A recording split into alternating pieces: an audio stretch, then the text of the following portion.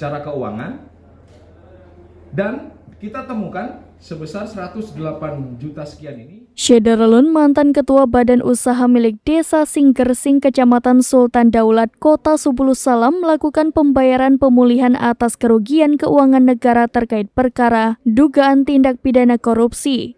Proses pengembalian kerugian negara itu dilaksanakan dalam konferensi pers Kapolres Subulus Salam, AKBP Yogi Hadi Setiawan di Aula Mapores Subulus Salam, Desa Tangga Besi, Kecamatan Simpang Kiri pada Jumat 18 Juli 2023. Pengembalian kerugian negara tersebut setelah aparat pengawasan internal pemerintah Inspektorat melakukan audit pengelolaan dana desa yang dilidik penyidik tindak pidana korupsi Satuan Reserse dan Kriminal Polres Subulus Salam. Hasilnya ditemukan kerugian negara sebesar Rp108.832.657.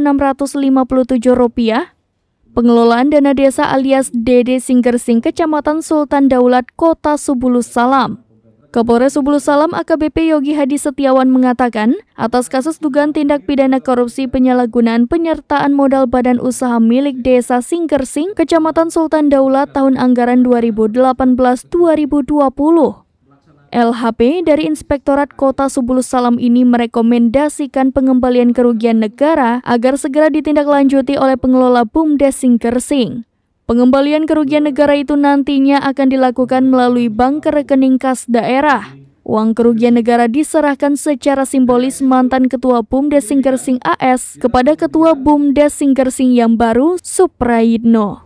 Merangkum kerugian negara yang pada saat itu kemudian kita ajukan kepada APIP, ya, dalam hal ini ada dari Inspektorat, di mana hasil audit tersebut ditemukan benar ada dari potensi kerugian negara tersebut dinyatakan oleh Inspektorat ada kerugian negara sebesar 108 juta sekian. Dari Subulus Salam, Khalidin, serambinews.com.